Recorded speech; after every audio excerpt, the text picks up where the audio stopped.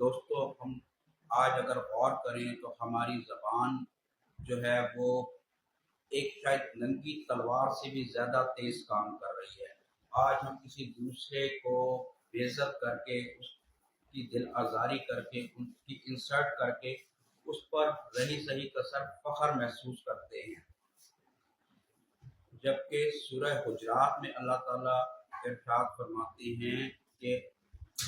کوئی قوم دوسری قوم کا مذاق نہ اڑائے، کوئی شخص دوسرے شخص کا مذاق نہ اڑائے۔ ہو سکتا ہے وہ قوم اس سے بہتر ہو جو اس کا مذاق اڑا رہے، وہ مرد وہ عورت اس سے بہتر ہو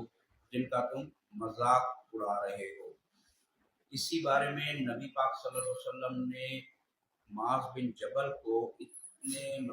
بچوں کی طرح ایک فزیکلی زبان کو باقاعدہ پکڑ کر فرمایا کہ معاذ پورے دین کا خلاصہ ہے، یہ اس کو قابو میں رکھو۔ اور ایک اور جگہ ارشاد فرمایا کہ اگر کوئی مجھے مسلمان دو چیزوں کی ضمانت، اپنی زبان کی اور اپنی شرمگاہ کی ضمانت دے دے تو میں اسے جنت کی ضمانت دیتا ہوں۔ تو محترم، آج اگر ہم غور کریں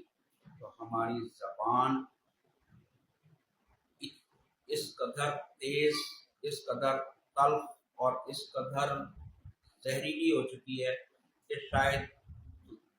پرائے تو پرائے ہمارے اپنے بھی اس سے محفوظ نہیں ہیں۔ آج کسی کو تکلیف دینا، کسی کو زبان سے ضرب لگانا، اسے سچائی کا نام دیا جاتا ہے، اسے صاف گوئی کا نام دیا جاتا ہے۔ میرا تو انداز